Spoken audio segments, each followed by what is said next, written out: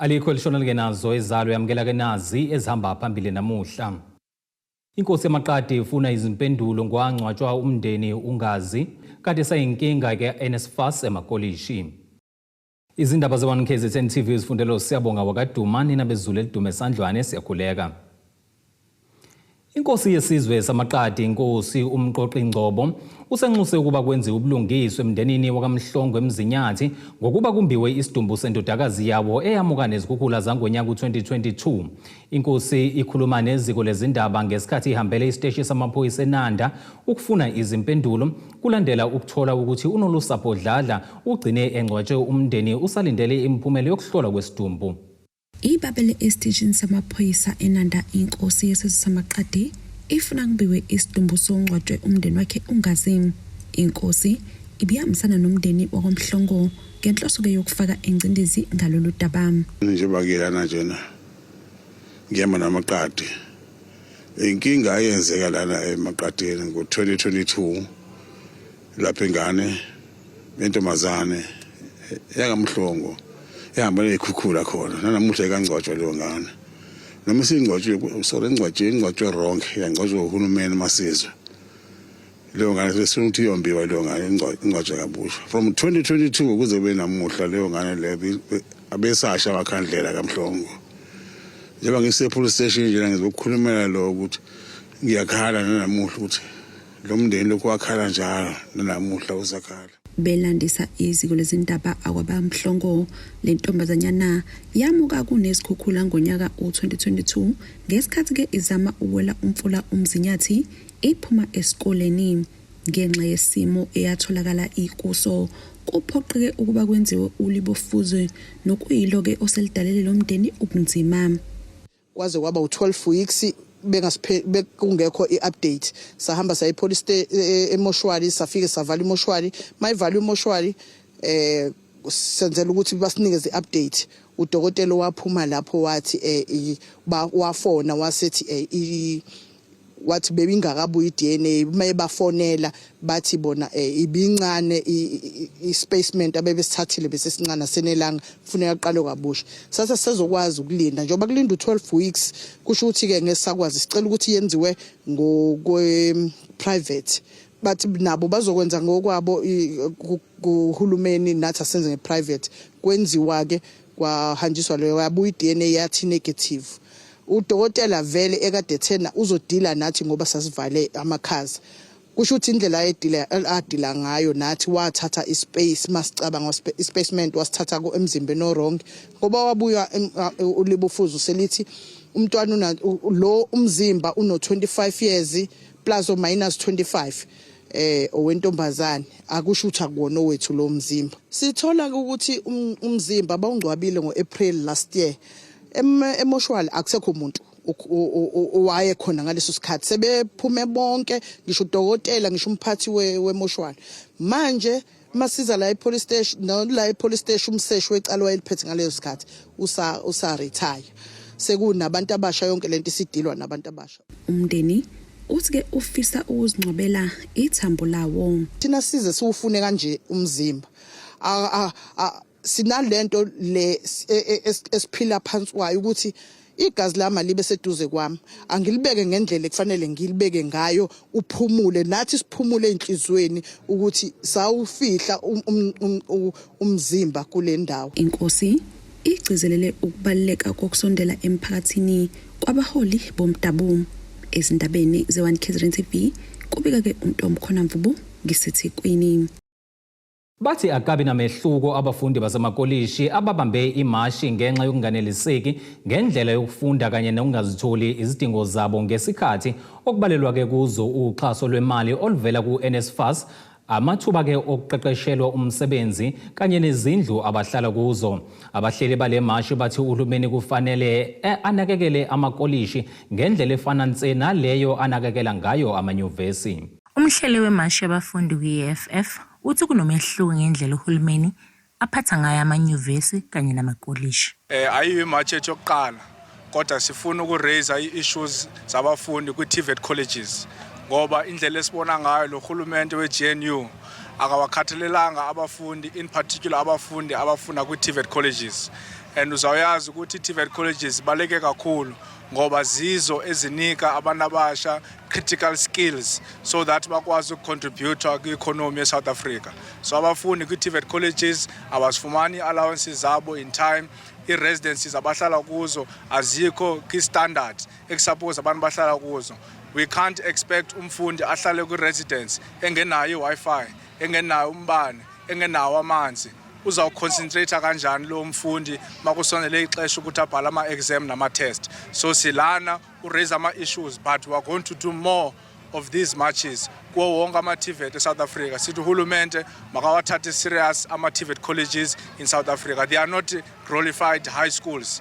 Ama-TVET colleges mele afumane the same respect, mele afumane the same attention as ama-universities eSouth Africa. Uqhubeka ngokuthi ziningi izinkinga ezingakalungiseki. Kukho le project ka-NSFAS e-corrupt kakhulu, but i-pilot project. Into ayenzayo u-NSFAS uqashe iikhampani eziwu-4 ukuthi zihambe ziye all over South Africa, zi-accredite, ziregisterishe ama-residencies azohlala abafundi ema-TVET colleges nakuma-universities. Now, because lezi companies zi-4 zithatha ama-bribe kuma-landlords, also zi-extort ama-landlords, ziye zi-accredite even imikhukhu. Because SIU, the Special Investigative Unit, revealed that to Parliament. Ukuthi the pilot project ka NSFAS, it goes around accredit imikhukhu and pay checks 4,500 every month. It ama student mabahambe bayohlala kule mikhukhu. So we're fighting that in Parliament. We're fighting it even outside through lama demonstrations esiwenzayo, and we're even fighting it inside lama institutions to say that ngeke sivume ukuthi umntana omnyama ahambe ayohlala emkhukhwini kodwa uhulumente every month uyakhokha 4,500. Kanti ke owayengumhleli weMashi Mnambithi TVET College uthi balokhu baba nomhlangano wodwa kanti kuze kube imanje abakaze bethola usizo ngama in-service training abo. Kodwa impendulo eningi asiyitholanga ngoba istaff saka-SSS noma u-student support services babengekho ukuyibona abantu abadila nento yokuplacea ama-student for ama-in-service training nendaba ye-stipend for ama-student uma ngabenza ama-in-service training. Njengamanje-ke sinenkinga ukuthi udaba yebo kona liyaqhubeka kodwa aliqhubeki kahle ngoba kubukeka ngathi i-management yaseMnambithi TVET College ayilinakile lolu daba ngoba kufanele ngabe sezihlalele i-meeting ezofinalize into yama-in-service. Since i-staff sakathi sasingekho yasihlehla i-meeting savumelana ngokuthi kufanele sibe nenye i-meeting maduzane nge-10 nange-11 April, kodwa-ke abakasiphenduli, ayikho i-meeting abasathe asizizoyihlala. Kusho ukuthi ngaleyo ndlela sibuke ngathi basi-undermine noma basidelela noma bayinakile into yethu yama-in-service. Siphinde sikhulume into mhlawumbe yokuthi sinenkinga kuma-TVET, siyabona uhulumeni ngathi ama-TVET akawanakile compared to ama-universities. Sithi sinenkinga zokuthi mhlawumbe into zo-NSFAS e-TVET, uma ufunda e-TVET u-NSFAS uyaphuza ukungena nento yama-rest asema-TVET awanakiwe nje, into yasema-TVET ayinakiwe. So siyafisa ukuthi uhulumeni angenelele asilekelele kakhulu TVET, ama-TVET efane nama-university, ama-TVET kube yi-choice, kungaba into ukuthi nje kufunda abantu kungathi mhlambe abantu abangasile noma abantu abancane ababukelela phansi. Khona manjalo uThembelihle Mthembu uthi lokho kumele kulungiswe njengoba bonke befisa ukuthi ingane zifunde. Nakho futhi lokho kwakwa-NSFAS kuyasikhathaza ngoba sizwile ey'ndaweni ey'ningi ukuthi o-landlord laba abaqashisa iy'ngane ey'funda ema-tertiary institutions, especially ema-TVET, abakhokheliwe osekudlule iy'nyanga ey'ningi bengakhokheliwe, so baxosha iy'ngane beyikhiphe ngaphandle igcine seletengwane. Okubi kulesi simo ngoba phela ziyobhala ama-exam azo kuzazoqala futhi ne-registration ye-second semester. Manje kukutshela ukuthi kunzima kangakanani-ke kumuntu ozobefika ezofuna isikole, thola kade vele kune-backlog yokuthi omastenda abakhokhelwe abasafuni ukuthatha iy'ngane ngoba bayazi ukuthi u-NSFAS akakhokhi. Kodwa sokudlulisa ubusihlalo wethu i-IFP Youth Brigade umnumzana uSanele Zondo uyasihlalela kwi-portfolio yaka-higher education, sizowandlulisa kuyo ama-concerns ukuze awarize. Kanti-ke umnyango wezemfundo ephakeme awutholakalanga ubuphawule ngalolu daba. Kubika uThobeka Dladla ezindabeni ze-1 KZN TV, bise-Newcastle. Kuleli qophelo ke ake sihlabene nali ikhefu sihlangabeze nezinye futhi masibuya.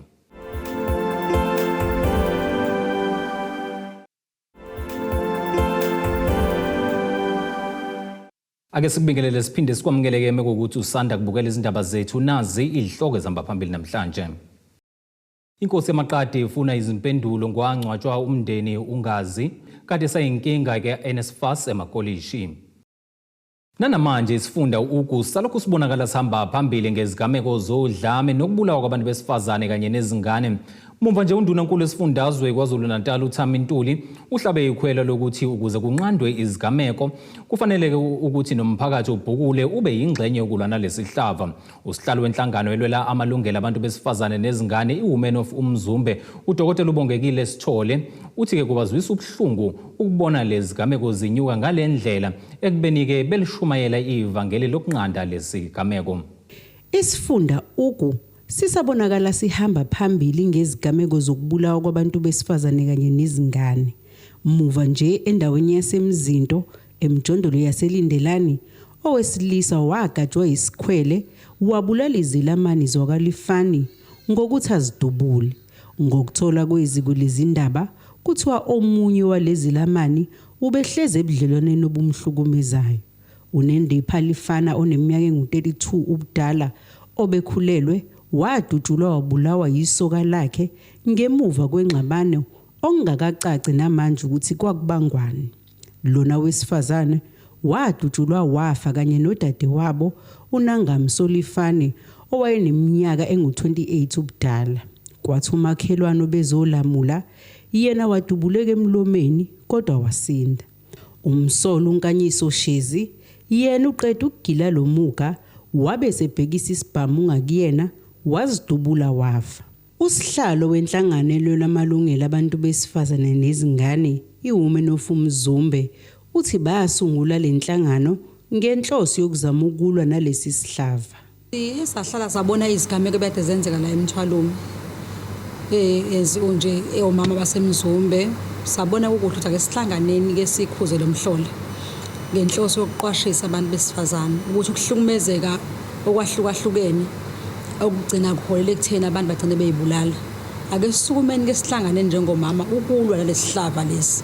Yona ke injongo yenza ukuthi sisungule inhlangano yethu ebizwa ngeWomen of Umzumbe.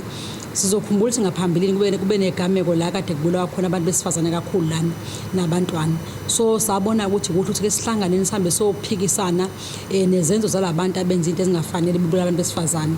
Sihlangane ke mengabe kunama case sihambe siye enkantolo sihambe siyophikisana nesicelo sebhayili ukuthi bonke laba abasuke bonile bahlale ngaphakathi inkantolo umthetho bagcine thili izinkantolo bathole benecala. Uthi kubaphatha kabi ukubona lezi igameko zisanyuka namanje. Usiphatha kabi kakhulu ngoba siyabona ukuthi kunokuba lezi igameko zincipha kunoziyanda. Sizokhumbula nje la eBhoboyi kuba necase I think beku earlier this year la khona intombazane ebulawe boyfriend wayo ebulale ukuthi kade ihamba nabangani bayo akade abakhoza ngayo. So kuyabonakala ukuthi abantu nokuthi bazinciphise lezi izinto bayaqhubeka bayazenza but ke okusithusa kakhulu ukubona ukuthi lento igcine seyichaphazela nezingane ezincane nazo seziba yisizulu ukuthi ziyabulawa ziyareshwa. Esinye izigameko futhi ezisanda kwenzeka manje sokhumbula ukuthi la eMzinto I think bekuyinyanga ephelile la khona kunomuntu wesifazane odutshule khona uboyfriend wakhe on a very same day kwaphinde waphona futhi la ababili besifazane abadutshule futhi yisoka lo yedwa walo laphinde futhi nalazibulala. So iyasithusa nje ukuthi into le yenzakala kahle hle ngoba kuyabonakala ukuthi izinto nothi zinciphe ziyenzeka ziyaqhubeka futhi ke osekusithusa kakhulu ukuthi manje babonakala abantu besilisa mabeqeda ukubulala bese beyayibulala nabo. Mhlambe lento mangabe sihlalela phansi sikhuluma sijula nayo sibheka bengizothi mhlambe sinayo into ethi lama case mowalandelela kahle siyabona ukuthi bukhona ubudedengu kubantu besifazane ezimathi zesibalwela kodwa siyabona ukuthi bukhona ubudedengu phakathi kokubona abantu besifazane. Waye ngisho kanjalo uzothola ukuthi mangabuyilandelela lento uthola ukuthi kunezinto abazisebenzisayo ezibadungayo abantu besilisa umqondo umuntu bese ebone ngathi akasezokwazi ukuphila ngaphandle kwakho. Siyawukhuza lowo moya ukuthi mangukuthi ngempela kunomuntu wesifazane osayenza lento abayiyeke ngoba iba nemphumela engemihle. Umuntu ugcine sefa ebulawa ukuthi lo muntu uyamthanda and lo muntu bemthanda nje akasazenzi kunento amenze yona mengabe sezama ukuthi azisuse eduze kwakhe abese lencame ukuthi ngcono ngife nokuthi ngihlukane nosibani bani. sife sobabili. So siyawukhuza lo muntu ukuthi mawuthi bayenza le nto abayiyeke. Ubese yalabantu besifazane ngokuthi baphume kubudlelwane obahlukumezayo. Siyayishumayela kakhulu le nto mihla namalanga ukuthi umuntu wesifazane uhleli ebudlelwaneni la eshawa khona noma ehlukumezwa kanje emotionally phuma lapho kulobo budlelwane kakhulukazi masushawa ngoba ubungozi engibubonayo ngesikhathi umuntu wesifazane eshada noma ezikhomitha la ezikhomitha khona thina abantu besifazane sinento ukuthi silulekana sodwa ukuthi hlala bekezela ngoba uyamthanda kodwa into ithi umuntu omthandayo ukwazi ukumshaya and kunokuhlukumezeka okunhlobonhlobo abantu besifazane abakubiza ngothando umuntu engaboni ukuthi lo muntu uyamhlukumeza ngizolinganisa nje ulele ebusuku uyakufonela upartner wakho ubuza ukuthi ukephi usendlini athi vuka uma into ezobe fridge ngifuna ukubona ukuthi usendlini ngempela yini uyukuhlukumeza lo nto kodwa wena uma uyibuka ubone ngathi lo muntu unesikhwele uyakuthanda kakhulukazi uma kwaqala umuntu wakushaya kanye wamxolela uzobona ukuthi vele mengakuphinde kwesibili uzomxolela uma kuuthi umuntu ukushayile kanye phuma nje lapho lobo budlelwane ngoba uzohleze wisisulu sokushawa lo muntu and ama case amaningi uzokhumbula ukuthi siyesaba nama case ne case yomntwana wakacele abathi abangani bakhe mabe sebekhuluma bethi kade simkhuza ukuthi iphuma kulento izogcina ikubule nomndeni wakhe wawubalisa ukuthi kade simkhuza ukuthi akaphume uMandisa kulo budlelwane kodwa wagcina uMandisa sebulawa umuntu ayethi wisithandwa sakhe ngoba wamxolela emshayi waloke emxolela emshayi eqhubeka umuntu mekushaye kanye akakwazi ukuyeka uzokuphinda futhi akushaye so siyamemezela siyanxenxa siyacela ukuthi uma umpartner wakhe kushaya sukuma uthole usizo ngoba siyazi ukuthi uthando lenhliziyo uma lifuna umuntu mhlambe mawubona ukuthi umuntu uqala omkhobo ukuthi uyakushaya sukuma uthole usizo sikutholela usizo ungezwa nakuthina uzothi cha nginenkinga ngiyamthanda upartner wami but uyangishaya sithole nama social worker silekelele sikwazi ukuthi siyinqobe le nto ingaze izigcine isikhipha isidumbu. Uphinde waveza ukuthi kusafanele kudodiswe abantu besilisa ngokubaleka kokungahlukumezi nokuvikela.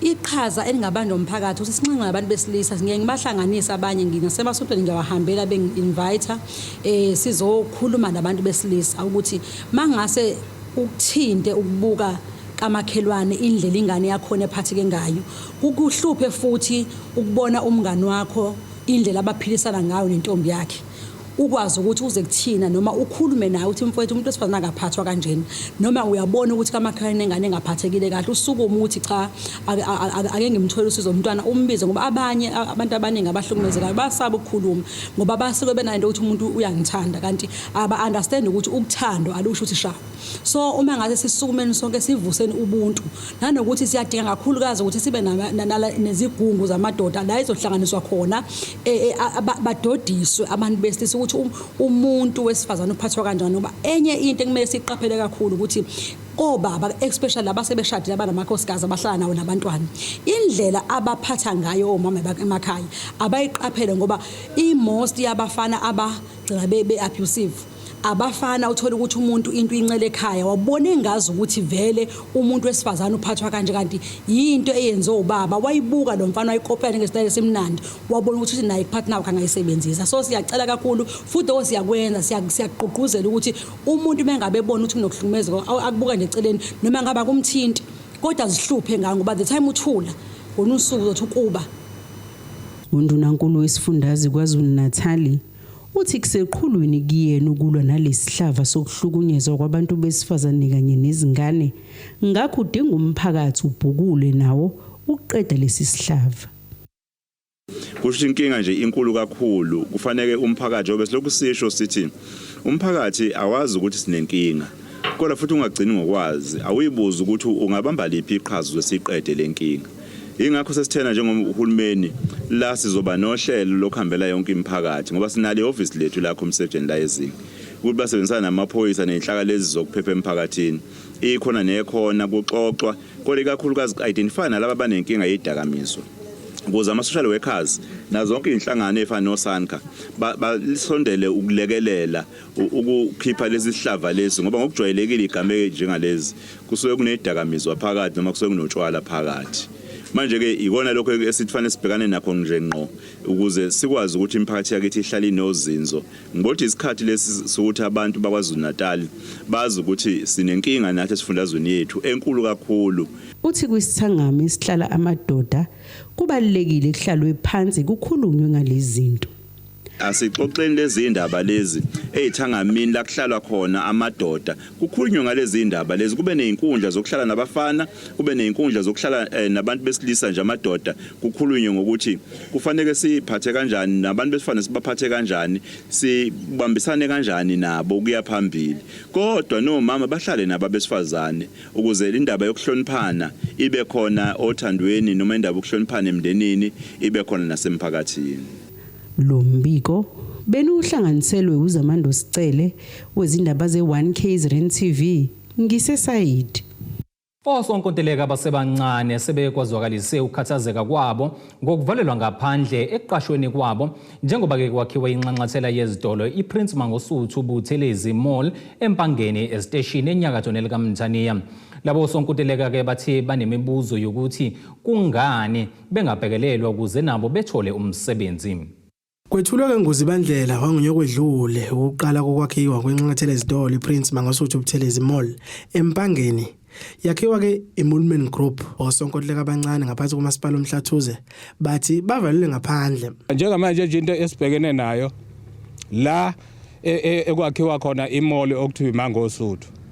Asibhekelwe thina kune CLO abayikhombayo laphana olokhu isihlehlisa unomphelo lo waqala umsebenzi until now. Lo besihlehlisile asilitholi ithuba lokungena. Lapho ngaphakathi igcwele ama contract abantu abasuka eGoli abasuka eMpumalanga. Ilabo bantu okuyibona abasebenzayo laphana inkontrakt eqhamula kuthina kuthiwa aqashwe labo bantu nje kuphela abazoxova udaka abazokwenza leyo umsebenzi leyo uMaspara asuke etshelwe ngayo ukuthi laba bantu akube yibona abazosebenza baqashwe ngokaMaspara. Labo sonkontileka bathi ke njengoba ke bevalelwe ngaphandle nje kuqashwa osonkontileka bokufika abavela kwezinye ke izifundazwe. Ake sinikeze nathi ke sixhumane nabaphathi ukuthi nathi njengebento abendawo ngoba ngisho kwa RDP ngapho kwakhiwa khona izindlu sithola sifica ama contract aqhamuke eThekwini kodwa thina njengabakhi bala eMpangeni asibhekelelwe nhlobo sishawa nje muva abantu abadila nemisebenzi ilabo abantu bamathenda okuyibona ufike kuthiwa bazoqasha thina basinikeza amakinati basishiye singenalutho ileyo nto nje sinesikhalo sayo ukuthi uhulumeni noMaspara wakithi no Maspara okuyena osiphethe ke besibhekele nathi basinikeze amalungelo ukuthi njengoba bethu umsebenzi bawuletha kithi nathi phela azithi hamba lezi inkontrakt abazinikile kodwa nathi zishiye nathi sikwazi ukufaka ukubeka isinkwe etafuleni. Bathi kuqashwa ke osonkontileka abathile bona ngoba baziwa bavalelwa ngaphandle. Na njengamanje nje sesizame ngezikhathi eziningi sizama khona la kuthiwa kuseMangosuthu khona ekwakhiwa khona imall. Uthola ukuthi abantu bala eMpangeni ama contract ala eMpangeni mhlawumbe mabili noma mathathu nawo futhi angena ngoba aziwe ukuthi obani laba mawu nje ungenayo imali ayishawa indaba yakho nje ukuthi wena uyaziwa ukuthi umakhe uqasha umuntu ongazi ngisho isitini ukuthi yini. Kuleli qophela ke sikubhekele isimo sezulu esingalindeleka.